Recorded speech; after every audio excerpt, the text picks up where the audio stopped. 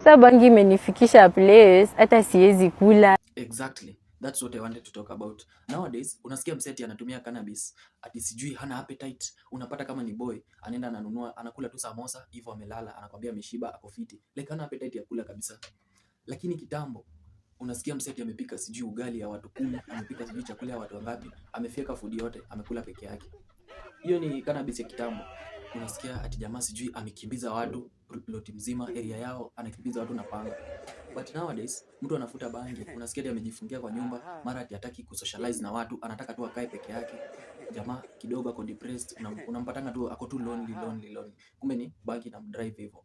Ingine unasikia jamaa ati amelima shamba eka moja akiwa peke yake. Lakini kuja kwa bangi ya sai, sijui ni ingredients ilibadilishwa ama shida ni gani. Sai unaingia kwa nyumba ya msee, wacha tuseme ule pedi sasa mwenyewe. Jamaa amekuwa lazy kabisa. Msee anafua hata maybe once per month. Na hiyo mwezi mzima ni nguo amekuwa anarudia, zile nguo chafu anazirudia. Beddings zake, hata ukiangalia bedi yake, huwezi tamani hata kukaa hapo. Nyumba kuosha si lazima. Nyumba hata anaweza osha maybe hata mara moja kwa mwaka.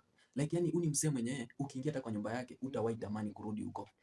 I don't know what's happening. Sijui Erika cannabis sasa ya zamani ama nini.